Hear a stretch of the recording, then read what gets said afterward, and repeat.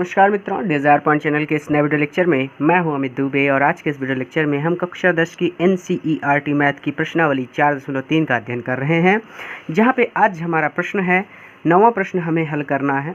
8वें प्रश्न तक हमने पिछले वीडियो लेक्चर में सॉल्व कर लिया था। ध्यान से समझिएगा, बहुत ज़्यादा इंपॉर्टेंट है और बहुत ज़्यादा आसान प्रश्न होते हैं इस तरह के, बस समझने का फेर होता है। तो देखिए, कहते हैं कि 2 पानी के नल एक साथ एक हौज को 9 सहित 3/8 घंटों में भर सकते हैं। बड़े व्यास वाला नल, आप इसे ऐसे समझिए कि एक नल बड़ा है और एक नल छोटा है। तो बड़े व्यास वाला नल हौज को भरने में कम व्यास वाले नल से 10 घंटे कम समय लेता है। इसे ऐसे समझ सकते हैं जैसे एक बड़ा व्यक्ति है और एक छोटा बच्चा है। बड़ा व्यक्ति छोटे बच्चे की तुलना में अधिक कार्य कर सकता है ना। उसी तरह से बड़ा नल ज़्यादा पानी भर सकता है छोटे नल की अपेक्षा। तो 10 घंटे कम समय लेता है। प्रत्येक द्वारा अलग से हौज को भरने के समय ज्ञात कीजिए। बड़ा आसान सा प्रश्न है। सबसे पहली बात यहाँ पे समझिए कि 2 नल हैं, एक छोटा है और एक बड़ा। तो हम चलिए छोटे वाले नल को कुछ मान लेते हैं। तो हमने एक छोटी सी बात मान ली कि माना छोटे व्यास वाला नल, अर्थात जिस नल का मुखार छोटा है, मुख छोटा है, अर्थात जो नल छोटा है, हौज को यक्स घंटे में भरता है। अर्थात उसे हौज को भरने में यक्स घंटे लगते हैं, क्योंकि हमें वास्तव में तो नहीं पता कि वो कितने समय में भर लेता है। तो यहाँ पे एक छोटा सा प्रश्न अपनी तरफ से बनाते हैं कि भाई जब यक्स घंटे में वो पूरे हौज को भर देता है तो 1 घंटे में वो हौज के कितने भाग को भर सकेगा। तो इस बात को लिखते हैं, ध्यान से समझिएगा। छोटा नल 1 घंटे में हौज भरेगा, ये मेरा प्रश्न है कि भाई कितना भरेगा। यहाँ पे जो मैं लिखने वाला हूँ उस बात को समझिए। ये छोटा सा कीड़ा भी पढ़ने आया है। देखिए, जैसे यहाँ पे हम थोड़ा सा एक रफ कार्य करते हैं। जैसे आपके पिताजी आपके लिए एक सेब लाते हैं, ठीक है, और आपके घर में आप कुल 4 भाई बहन हैं। कितने भाई बहन हैं? 4। सेब 1 है, भाई बहन कितने हैं? 4, यानी सेब की तुलना में आप ज़्यादा हैं। तो अब मैं पूछूं कि प्रत्येक बच्चे को, यानी आप भाई बहन को कितना मिलेगा सेब, सेब का कौन सा हिस्सा मिलेगा। तो आप कहेंगे सर ऐसा करिए कि जो सेब है, एक सेब है, और चूंकि सेब कम है और उसके ग्रहणकर्ता अर्थात उसको पाने वाले अधिक हैं, तो कम वाले में ज़्यादा वाले से भाग दे दीजिए। तो आपको पता चलेगा कि 1/4 भाग सेब का एक बच्चे को मिलेगा। ठीक है, बात को ध्यान से समझिएगा। छोटे वाले में, यानी जो कम था, सेब कम था ना, 1 था, तो कम वाले में ज़्यादा वाले से भाग दे दीजिए। ठीक, कब दिया? जब सेब 1 था और उसे खाने वाले 4 लोग थे। उसी तरह से देखिए, छोटा व्यास वाला नल हौज को यक्स घंटे में भरता है। इस बात को भूल जाते हैं कुछ देर के लिए। यहाँ पे समझिए, छोटा नल 1 घंटे में हौज भरेगा। कितना हौज भरेगा, बात को समझिएगा। अब छोटा वाला नल 1 घंटे में तो पूरे हौज को भर नहीं देगा, 1 घंटे में वो हौज के कुछ भाग को भर पाएगा ना। तो अर्थात ये यक्स जो है ये ज़्यादा है। हो सकता है छोटे नल को 10 घंटे लग जाएं, हो सकता है 25 घंटे लग जाएं, हो सकता है 50 घंटे लग जाएं, कुछ भी लग सकता है। यानी ये यक्स घंटे, यक्स का जो मान आएगा वो 1 घंटे से तो ज़्यादा ही होगा। तो मैं पूछ रहा हूँ कि छोटा नल 1 घंटे में कितना हौज भरेगा। तो आप कहिए कि सर जी जो छोटा है ना, ये जो 1 है, इसमें आप बड़े वाले से भाग दे दीजिए, अर्थात इस यक्स से भाग दे दीजिए और आप लिख दीजिए कि इतना भाग वो 1 घंटे में भर लेगा। आसान सी बात थी, ध्यान से समझिएगा। 2 नल हैं इसलिए इसे इस तरह से समझा रहा हूँ। ठीक, अब इसी चीज़ को बड़े वाले नल पे देखते हैं। ठीक है, बात आती है तब, यहाँ पे तब बड़ा नल हौज भरेगा। यहाँ पे देखिए क्या कह रहा है कि जो बड़े व्यास वाला नल हौज को भरने में कम व्यास वाले नल से 10 घंटे कम समय लेता है। अर्थात यदि बड़े व्यास वाला, छोटे व्यास वाला नल एक हौज को 20 घंटे में भरता है, तो ये उसे 10 घंटे कम समय में, यानी इसमें से 10 घटा देंगे तो हमें 10 पता चलेगा कि ये 10 घंटे में ही उस हौज को भर सकता है। ठीक है, यानी कहने की बात ये है कि छोटे वाले नल से 10 घंटे कम समय लेगा। तो इसका मतलब यहाँ पे छोटा वाला नल कितनी देर में भर रहा है? यक्स घंटे में। उसमें से कितना घटा देंगे? 10। तो अब फिर वही बात कि बड़ा वाला नल 1 घंटे में हौज को कितना भरेगा। तो बड़ा नल हौज को 1 घंटे में भरेगा। भाई बड़ा नल है तो कोई बात नहीं, 1 घंटे से तो ज़्यादा ही समय लेगा ना। तो ये 1 हो गया, कम था, और ये यक्स माइनस 10 ज़्यादा है तो यक्स माइनस 10 से इसमें भाग दे देंगे। 2 बातें हमने सीखी। फिर से समझिए, हमने कहा छोटा वाला नल हौज को भरने में x घंटे का समय लेता है, तो उसे 1 घंटे में हौज का कितना भाग भरेगा? आपने कहा भाई 1/x भाग भर लेगा। बड़ा नल हौज को भरने में x - 10 यानी छोटे वाले नल से 10 घंटे कम समय लेता है, तो आपने कहा यानी मैंने कहा कि 1 घंटे में वो कितना भरेगा? तो आपने कहा सर 1/x - 10 भरेगा, यानी इतना भाग वो 1 घंटे में भरेगा हौज का। अब मेरी बात को ध्यान से समझिएगा, यहाँ पे थोड़ा सा रफ कार्य कर दिया था, इसलिए मैंने इस चीज़ को यहाँ पे लिख दिया है कि दोनों नल एक साथ हौज भरेंगे। देखिए कितना कह रहे हैं कि दोनों नल एक साथ हौज को भरते हैं तो कितनी देर में भर लेते हैं? दोनों पानी के नल एक साथ हौज को 9 सही 3/8 घंटे में भर लेते हैं। तो दोनों नल एक साथ हौज को भरेंगे 9 सही 3/8 घंटे में। इसे हल करके अगर लिखें तो 8 9 72 3 75 और ये 75/8 हो जाएगा।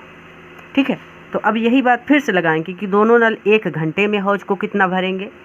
तो अब फिर से वही बात कि दोनों नल 1 घंटे में हौज भरेंगे। आप कहेंगे कि सर 1 घंटे से तो ज़्यादा ही समय लगेगा, यानी एक छोटा है तो 1 बटे ये 75/8 लिख दीजिए, क्योंकि 75/8 बड़ा है। अब ये 8 ऊपर चला जाएगा तो ये आएगा 8/75। इतनी सारी चीज़ करने के बाद अब प्रश्न सॉल्व हो चुका है। आपका समीकरण कैसे बनेगा इस बात को भी ध्यान से समझिएगा, और तो और इसे एक बार खुद से ट्राई भी करिएगा आप। बस यही चीज़ जो यहाँ पे लिखी थी उसी चीज़ को नीचे लिखा है, एकदम सेम, कुछ भी चेंज नहीं किया। बस यहाँ पे 1/75 यानी 1/75/8 था, इसलिए इसे मैंने 8/75 अलग से लिखने के लिए यही लाइन फिर से लिख ली है कि दोनों नलों द्वारा 1 घंटे में, ये घंटे घंटे 2 बार हो गया, 1 घंटे में हौज भरा। कितना भरा है? 8/75, यानी दोनों नल मिल करके भर रहे हैं। ठीक है, तो 1 घंटे में ये छोटा वाला नल कितना भर रहा है? 1/x भाग, तो ये हो जाएगा 1/x प्लस मिल करके, यानी दोनों साथ काम कर रहे हैं। 1 घंटे में बड़ा नल हौज को कितना भर रहा है? 1/x - 10, और ये बराबर कितना है? 8/75। फिर से कहीं नहीं जा रहा, ध्यान से समझिए। मैंने कहा दोनों नलों द्वारा 1 घंटे में हौज भरा जा रहा है 8/75। इसका मतलब दोनों नल एक साथ चल रहे हैं और हौज को भर रहे हैं। तो 1 घंटे वाला ही हमें देखना है, पूरा नहीं देखना है। तो 1 घंटे में हम जानते हैं कि 1 घंटे में ये जो छोटा वाला नल है वो केवल 1/x भाग भर सकता है, और बड़ा वाला नल 1/x - 10 भाग भर सकता है। तो दोनों को जोड़ दीजिए, अर्थात दोनों को जोड़ देना है और 8/75 के बराबर लिख देना है। अब इसका लासा ले लेते हैं, बहुत ध्यान से समझिएगा। इसका लासा जो आएगा x - 10 आएगा। अब x से भाग देंगे इसमें तो ये x कट जाएगा, x - 10 बच जाएगा। x - 10 से 1 में गुणा करेंगे तो उतना ही आना है, यानी x - 10। फिर प्लस इस x - 10 से इसमें भाग देंगे, x - 10 को काट देगा, बचेगा x से 1 में गुणा करेंगे उतना ही आना है। फिर 8/75। ठीक है, अब ध्यान से समझिए, इस 75 से x - 10 प्लस x और इस 8 से x और ब्रैकेट में x - 10 में गुणा होना है, तो इसको थोड़ा सा और आसान कर लेते हैं। x जुड़ जाएगा 2x हो जाएगा और बचेगा माइनस का 10 अपान x ये हो गया x², अब माइनस और x का गुणा किया तो 10x बराबर 8/75। अब गुणा करते हैं, ये 75 से इसमें गुणा होगा तो ये हो गया 75, गुणा करना है यानी ब्रैकेट लगा देता हूँ, 2x - 10 बराबर ये x² यानी 8 में गुणा होना है, तो 8 ब्रैकेट में x² माइनस 10x। अब इसको सॉल्व करते हैं। ये देखिए 75 दूना 2 पंचे 10 की 0 हासिल लागे 1, 7 2 की 14, 1 15 हो जाएगा, ये 150 x हो जाएगा। फिर 75 में 10 से गुणा करेंगे तो यानी ये आएगा 750 बराबर 8x² हो जाएगा यहाँ पे, और 8 से 10 में गुणा करेंगे तो 80x हो जाएगा। अब इस समीकरण को कहीं और लिखते हैं, तो ये देखिए 150x माइनस 750 बराबर 8x² माइनस 80x। इन दोनों को उधर भेजते हैं, इधर बचेगा 0 बराबर 8x² था माइनस 80x था, 150x प्लस में है उधर जाएगा तो माइनस का 150x, और 750 माइनस में है तो इधर आएगा तो प्लस का 750 हो जाएगा। अब 80 और 150 ये दोनों माइनस में है, तो 8 5 13 यानी 23 हो जाएगा, 0 बराबर 8x² माइनस 8 5 ये हो जाएगा आपका, देखिए 0 से 0 जुड़ गया, 8 5 13 के 3 हासिल लागे, 1 1 और 2 230 यक्स, और उसके बाद ये 750। अब आप क्या काम करिए कि इसी चीज़ को पलट के लिख लीजिए, यानी 0 को यहाँ पे रख दीजिए और इन तीनों को इधर उठा लाइए, क्योंकि जिस रूप में हम सवाल को हल करते हैं उसी रूप में बना लेते हैं। 8x² माइनस 230x प्लस 750 बराबर 0। ये 0 को उधर भेज दिया और इन तीनों को इधर उठा लाए। कुछ भी चेंजेस नहीं होंगे, आप ये मत समझिए कि ये प्लस हो जाएगा ये माइनस हो जाएगा, ऐसा कुछ भी नहीं है, ठीक है। यही सेम चीज़। अब देखिए यहाँ पे इसमें 2 कॉमन है, 2 कॉमन ले लेते हैं। जब 2 कॉमन लेंगे तो अंदर बचेगा 4 2 के 8 यानी 4x² माइनस 230 यानी 15, यहाँ पे बचेगा 1 1 5 यक्स 115x। उसके बाद 750 का आधा 375 होता है बराबर 0। अब ये 2 इसमें गुणा है तो इधर आएगा भाग होगा, और 0 से भाग होगा तो 0 हो जाएगा, यानी यहाँ पे बचेगा 4x² माइनस 1 1 5 यक्स प्लस 375 बराबर 0। वीडियो थोड़ा लंबा हो रहा है लेकिन क्वेश्चन पर ध्यान दीजिए, वीडियो पर नहीं। अब हम ax² plus bx plus c से तुलना करते हैं इस समीकरण की। गुणनखंड विधि से क्यों नहीं कर रहे, यह भी प्रश्न आपके मन में आ सकता है। तो गुणनखंड विधि से इसलिए नहीं कर रहे कि एक बार तो 4 से 375 में गुणा करेंगे, फिर उसका हल करके ऐसी संख्या लानी होगी कि जोड़ने पर 115 आए। बड़ी बड़ी संख्याएं हैं ना यहाँ पे, इसलिए उस विधि से नहीं कर रहे। ये विधि है, इससे आसानी से हो जाएगा। आप चाहें तो उस विधि से भी कर सकते हैं, कोई भी विधि लगा सकते हैं, आपका यक्स का मान उतना ही आना है, ठीक है। तो परेशान नहीं होना। तो यक्स का देखिए ax², a का मान कितना है, x² का गुणांक, यानी a का मान है आपका 4, कामा b क्या होता है, x का गुणांक, x का गुणांक कितना है माइनस का 115, और कामा c कितना है 375। सूत्र होता है x = minus b under root, sorry यहाँ पे प्लस माइनस b का स्क्वायर माइनस 4ac अपान में 2a, यानी minus b plus minus under root b² minus 4ac upon 2a आपका सूत्र होता है।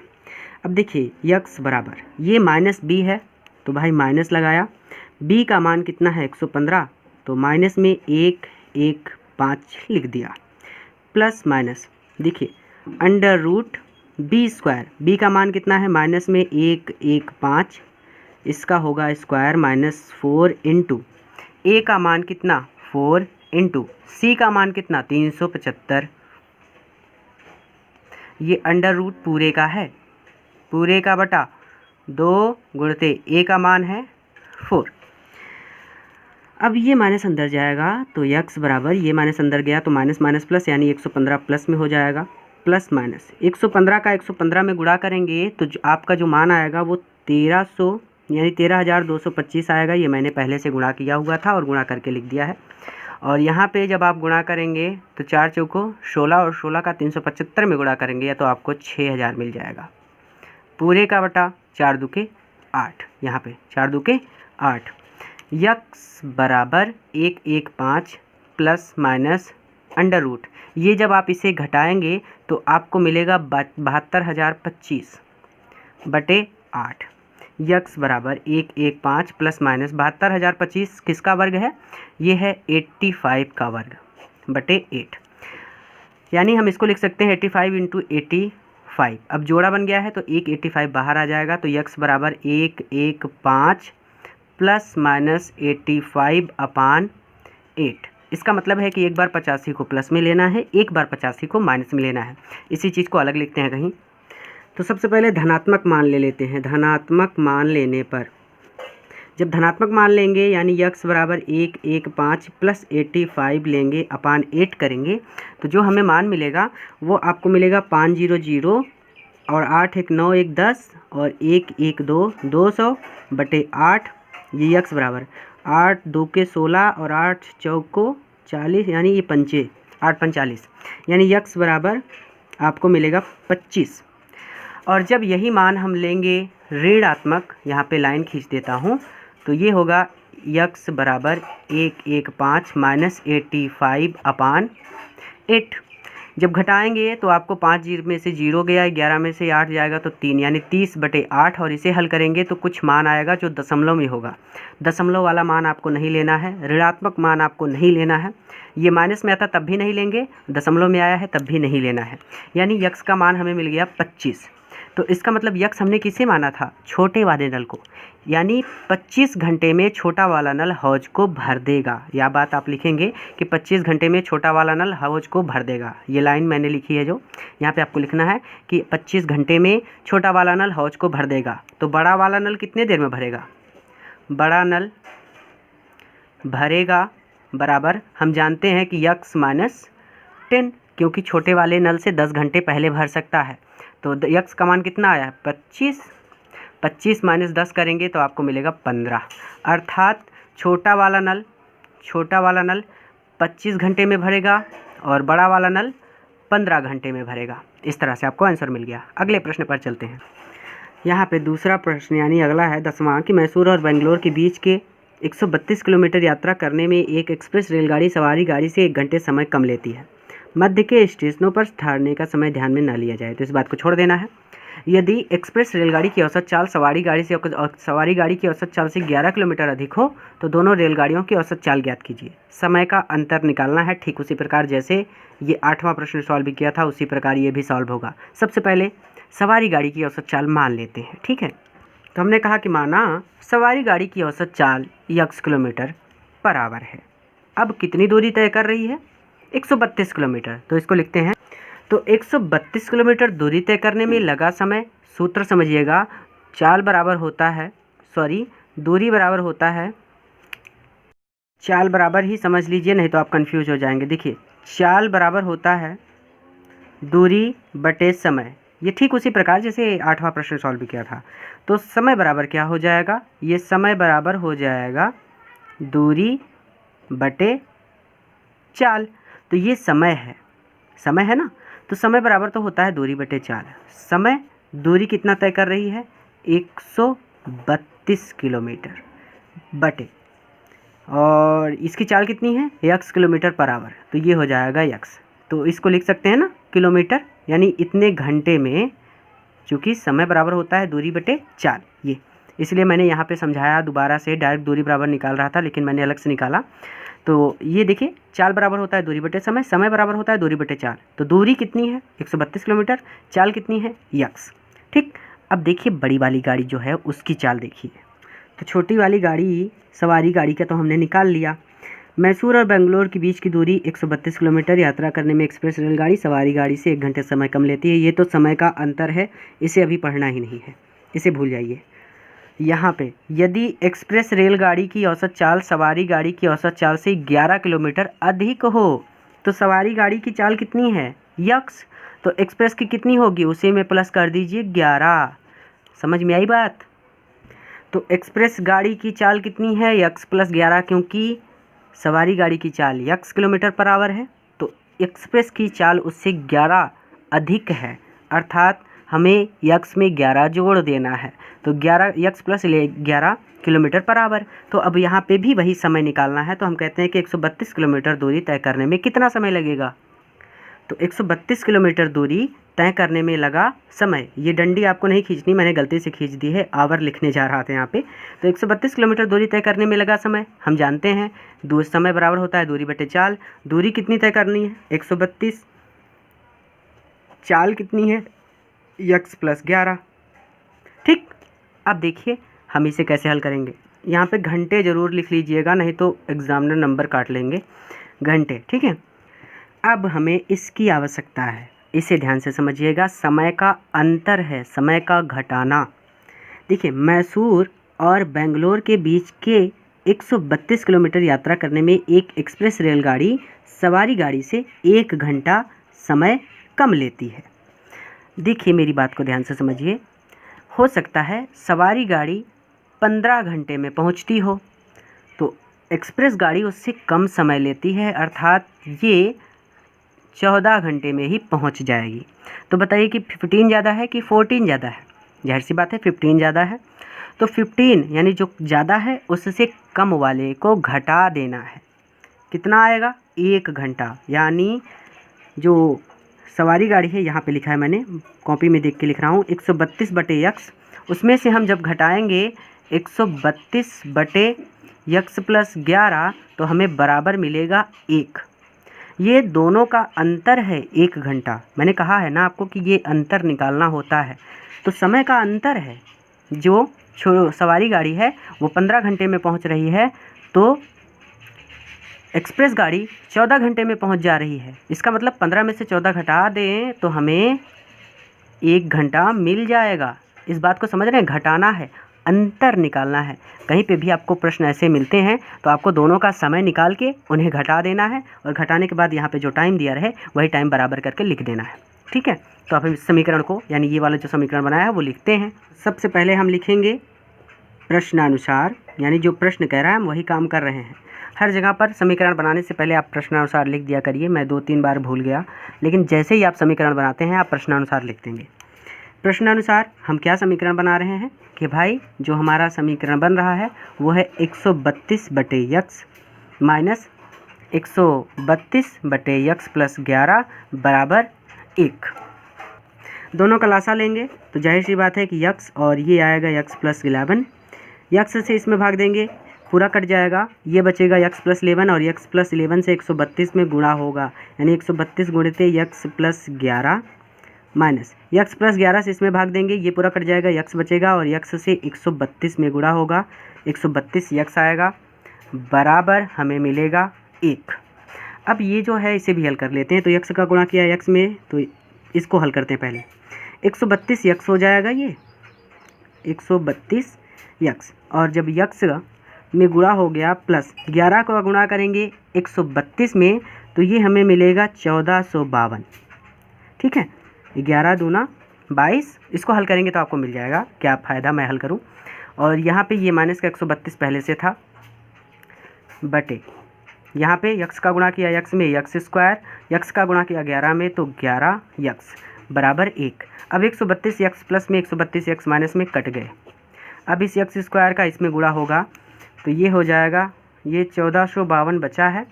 x² का गुणा करेंगे 1 में तो x², और 11x का गुणा करेंगे 1 में तो 11x। अब इस 1452 को उधर ले जाते हैं, यहाँ बचेगा 0, x² + 11x माइनस 1452, क्योंकि ये प्लस में था। अब इसको पलट के लिख लेते हैं, यानी इनको इस तरफ और इस 0 को उस तरफ भेज देते हैं। तो x² + 11x माइनस 1452 बराबर 0। अब जो मैंने आपको तरीका बताया है गुणनखंड करने का, वही तरीका लगाना है। यहाँ पे प्लस है, यहाँ पे माइनस है, प्लस माइनस का गुणा करेंगे माइनस आएगा। यहाँ पे 1 है इसका गुणांक, 1 का गुणांक करेंगे 1452 में तो 1452 आएगा। 1452 को जब हल करेंगे आपको तो आपको मिलेगा 44 माइनस 33 करना है आपको। ठीक है, ये मैं पहले लिख दे रहा हूँ क्योंकि वीडियो बहुत ज़्यादा लंबा हो रहा है। आप हल करके लिखेंगे, अपने से ज़रूर लगाइएगा, ये प्रॉमिस कर लीजिए अपने आप से कि आप खुद से हल करेंगे। ठीक है, तो ये हो जाएगा x² प्लस ये 11 के स्थान पे हमें लिखना है 44 माइनस 33, और ये x और माइनस ये 1452 बराबर 0। अब देखिए ये क्या हो जाएगा, ये हो जाएगा x² प्लस 44 में x का गुणा 44x माइनस 33 में भी गुणा तो माइनस 33x माइनस 1452 बराबर 0। एक ब्रैकेट में x² प्लस 44x ले लेंगे, फिर माइनस बाहर ले लेंगे तो ये दोनों पॉजिटिव हो जाएंगे। ये हो जाएगा 33x प्लस 1452। यहाँ पे x कॉमन है, x कॉमन ले लिया तो यहाँ पे बचेगा x + 44। यहाँ पे 33 कॉमन है, 33 कॉमन ले लेंगे तो यहाँ पे बचेगा x + 44 बराबर 0। अब एक ब्रैकेट में x + 44 और एक ब्रैकेट में x - 33 बराबर 0। इसका मतलब एक बार x - 33 के बराबर 0 करना है और एक बार x + 44 के बराबर 0 करना है। तो एक बार x + 44 बराबर 0 कर रहे हैं और एक बार x - 33 बराबर 0 कर रहे हैं। ये x बराबर 44 उधर जाएगा तो माइनस का 44 हो जाएगा, जिसे हमें लेना ही नहीं है। ना तो ऋणात्मक मान लिया जाता है और ना दशमलव में कोई मान लिया जाता है, पूरा का पूरा मान लेना है। अब किसी की रेलगाड़ी की चाल ऋणात्मक तो हो नहीं सकती। और यहाँ पे ये x बराबर करेंगे 33 उधर जाएगा तो पॉजिटिव का 33 आएगा। इसका मतलब x का मान हमें 33 मिल गया है। और x हमें किससे माना था? सवारी गाड़ी की चाल को। अर्थात आप लिखेंगे कि सवारी गाड़ी की औसत चाल 33 किलोमीटर पर आवर है, अर्थात 33 किलोमीटर प्रति घंटे है। और एक्सप्रेस गाड़ी की चाल यहाँ पे आपको लिखना है, एक्सप्रेस गाड़ी की चाल एक्सप्रेस गाड़ी की चाल बराबर होगी यानी यक्स प्लस 11, क्योंकि 11 अधिक है ना, मैं आपको उधर ही दिखा देता हूँ। ये देखिए यहाँ पे यक्स है, ये सवारी गाड़ी की औसत चाल यक्स मान आया 33 आया है, और एक्सप्रेस गाड़ी की चाल यक्स प्लस 11 है, यानी हमें यक्स में 11 जोड़ देना है। तो यक्स प्लस 11 करेंगे, यक्स का मान हमें 33 मिला है, 33 में 11 जोड़ेंगे तो हमें मिलेगा 44। ये हो गई।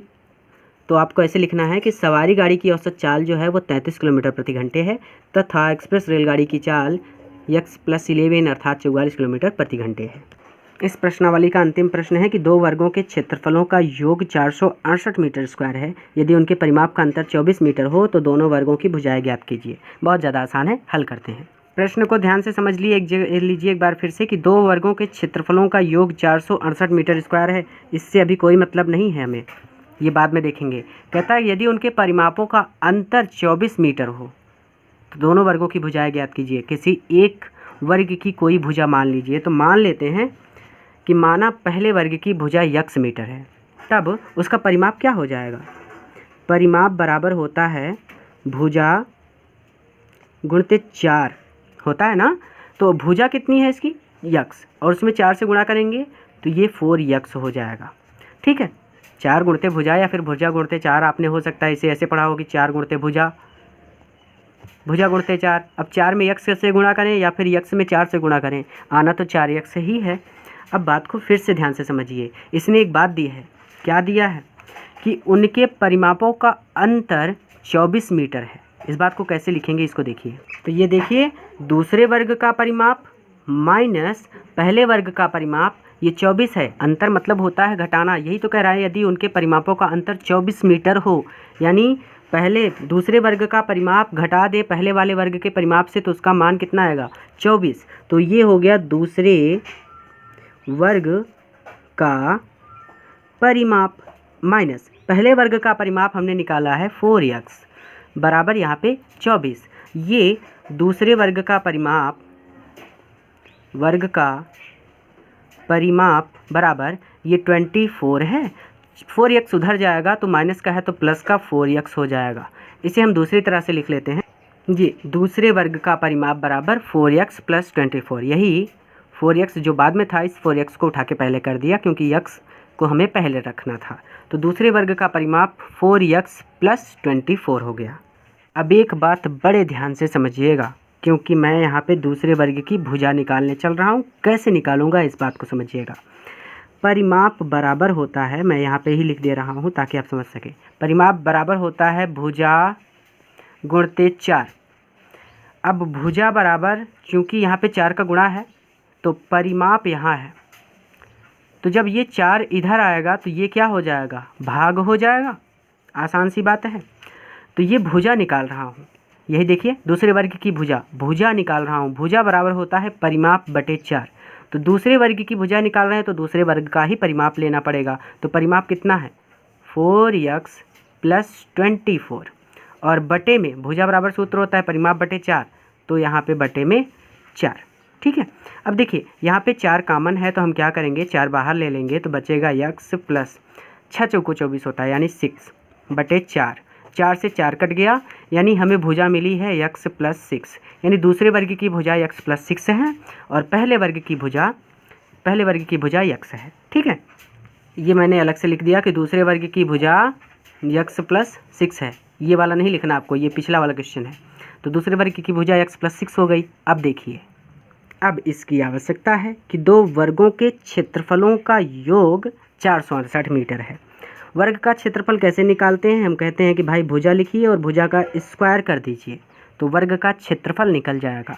यानी भुजा का स्क्वायर कर देने पर वर्ग का क्षेत्रफल निकलता है।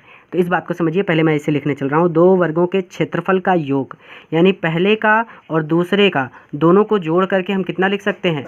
468 मीटर स्क्वायर। इस बात को समझ रहे हैं ना? वर्गों के क्षेत्रफलों का योग मतलब होता है जोड़ना। तो मैं इसे हिंदी में एक बार लिखता हूँ ताकि आप समझ सकें। यही चीज़ वो कह रहा है कि पहले वर्ग का क्षेत्रफल प्लस दूसरे वर्ग का क्षेत्रफल दोनों को जोड़िए तो 468 मीटर स्क्वायर आएगा। यानी दोनों वर्गों के क्षेत्रफल का योग 468 मीटर है। तो पहले वर्ग का क्षेत्रफल यानी पहले वर्ग की भुजा का स्क्वायर, तो पहले वर्ग की भुजा तो x है तो x का स्क्वायर कर दिया, प्लस दूसरे वर्ग की भुजा आपने बहुत जद्दोजहद से निकाली बहुत मेहनत करके, वो तो आपको याद ही होनी चाहिए। x + 6 आया है, इसका भी स्क्वायर कर दिया, यानी पहले वर्ग की भुजा का क्षेत्रफल स्क्वायर कर दिया और दूसरे वर्ग की भुजा का स्क्वायर कर दिया और बराबर लिख दिया 468। अब ये हो जाएगा x स्क्वायर।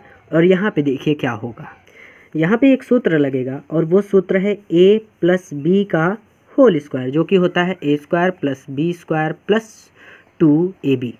तो यहाँ पे a x है तो ये हो जाएगा x स्क्वायर प्लस b जो है वो 6 है, 6 स्क्वायर करेंगे यानी 6 का 6 में गुणा करेंगे, 6 × 36 आएगा, डायरेक्ट लिख रहा हूँ, प्लस उसके बाद 2 गुणते a x है गुणते b 6 है बराबर 468। इसे ऐसे लिख सकते हैं x स्क्वायर यानी 2x स्क्वायर प्लस 2 छंक के 12x और ये प्लस का 36 बचा था, इसे भी लिख दिया बराबर 400, थोड़ा सा गलती हो गया, 468।